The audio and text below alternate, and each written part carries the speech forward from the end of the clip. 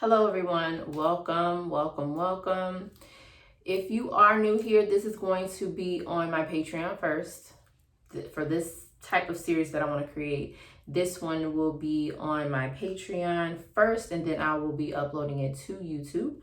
But today we're going to talk about how to bless your new goddess waist bead. So on the website, which is moonstoneenergy.com, I released, I want to say last week, Thursday, I did a whole entire relaunch. The website completely new, everything new, new merch, new, all around new, okay? So I have waist beads on the website. So the goddess waist beads, they are, of course, I call them goddess waist beads, but they're the African waist beads. So the history behind the waist bead is very rich. I put a little bit of a little bit of history on the website, but basically waist beads were worn for manifestation purposes. It was worn for fertility, and it was also worn for seduction, like to seduce your lover or even to seduce yourself, so because it's possible. I'm going to show you how to get your new waist beads prepped and ready for your intentions. So first things first, I'm going to introduce to you all of these. So first up, we have the rose quartz. This is the greatest love of all. Okay. Secondly, we have this one. This is the Queen of Many. So all around confidence, stepping into your power, that sort of thing. This is the Queen of Many. And then, I don't know if I said this, but obviously rose quartz, self-love, self-acceptance, that sort of thing. Next, we have the Moon Priestess, which is the amethyst. So this is for enhancing your intuitive gifts and, opening up your third eye, things of that nature.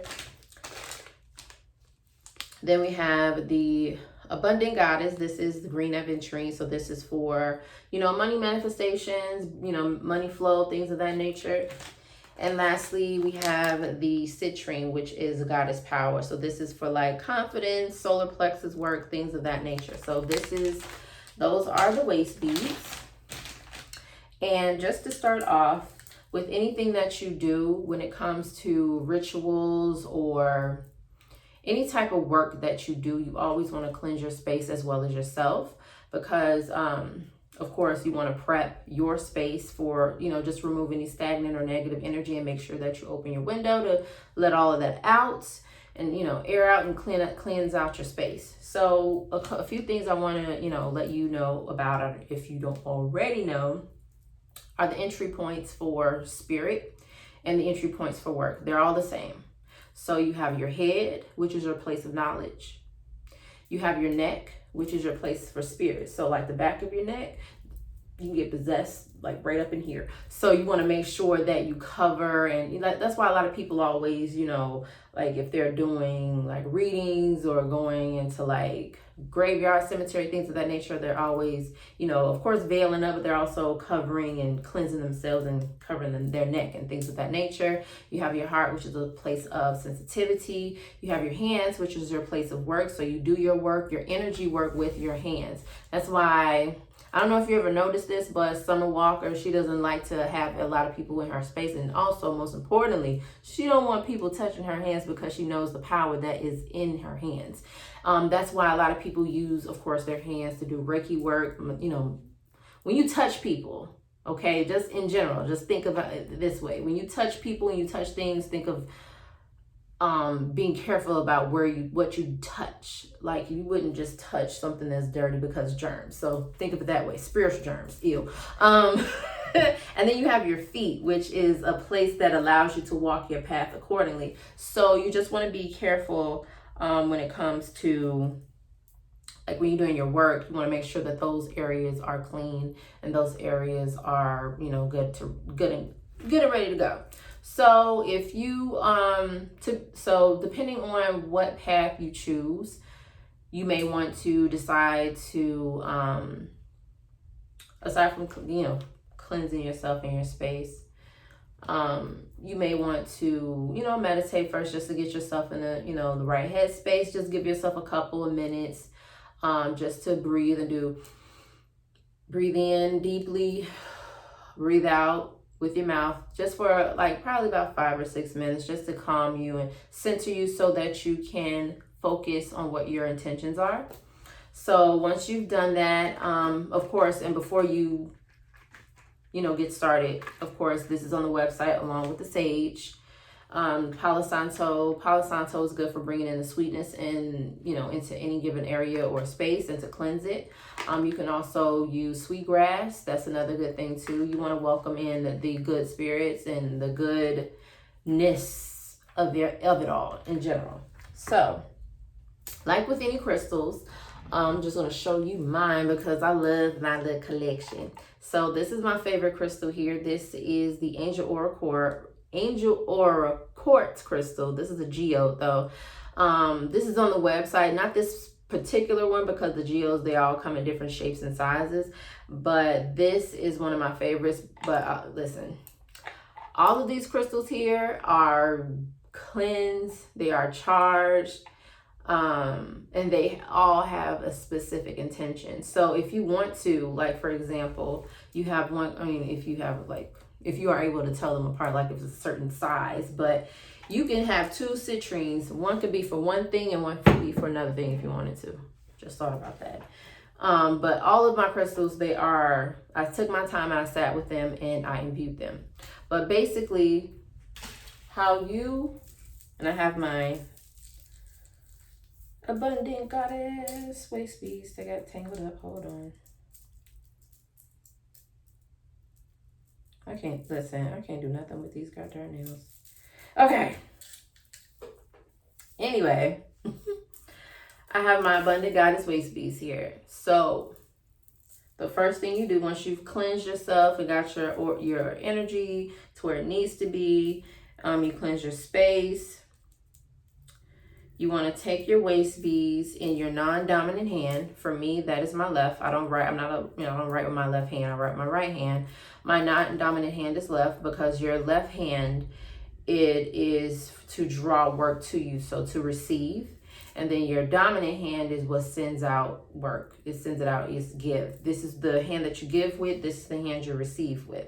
So you want to take your waist beads in your non-dominant hand. You want to, put your dominant hand over it and just close your eyes for a second and just imagine a nice bright light around your hand. Okay, just take a moment to do that. And then once you've done that, you just want to think about your intention and focus on what your intentions are. And then what I like to do is speak my intentions aloud. So since I have the waist beads, the Abundant Goddess waist beads, so my specific intentions may be something along the lines of, so I would say, of course, thank you, because of course I think of crystals, and I'm pretty sure a lot of people do, as like you would herbs. So herbs is a spirit. Everything has a spirit. So you want to speak to crystals, say herbs, of course, with respect. And you also want to thank it for being in your space. So thank you, and then speak what your direct intentions are. So my intentions for my green aventurine waist beads may be something along the lines of, I attract money effortlessly. Money flows to me effortlessly. It flows like water. Money loves me, and I love money. The decisions that I make for my business or for my career is always of my greatest and highest good. I'm always attracting wealth and abundance everywhere I go. Something along those lines. And then once you have focused on that intention and you've push that, envision that light around what you're holding in your hand. You just want to take it and like blow into it. Never, never, never, never, never, never underestimate the power of your essence, your breath. That there is what's going to help you to imbue and just put your energy and your set intentions into your waist beads. So just hold it, set your intentions, blow, and that's it. And then on the website, I also have a video on how to tie your waist beads, because listen, trying to tie it by yourself can be potentially, you might need help with it, or you might not. It took me a little bit longer because I got these grabbers here, but it's actually pretty simple. You definitely, if you need help, watch the video so that you have a good idea of how to do it, so you don't tie it too loosely or tie it too tightly. You definitely want to give yourself some space. But another thing, a trick that I learned when it comes to tying waist beads is to, put it around your waist first and sit down, so because when you stand up versus when you sit down, your midsection can, of course, its skin is going to move, so it can change shape. So you just want to give yourself enough space for when you do sit down. And when you do it, and the video, it talks about it, but as you can see with, I don't know if you see mine, but when you have it around this part here, that part, you can use that it depends on what your intentions are. Let me just say that. As far as your waist beads, if your intentions are to manifest, you want to kind of have it slightly a bit around your solar plexus area. So that's around your navel. Your solar plexus is responsible for your creativity and manifesting. So that's why you want to have it just a little bit low. You don't want to have it too low to where it's around your hips. Naturally it's going to do that when you lose weight and things of that nature, but that's just a little tidbit that I wanted to share with you. But thank you so very, very, very much for tuning in, and I will have more of these at a later date with different, tips and whatnot. But thank you so much for watching, and I'll talk to you later.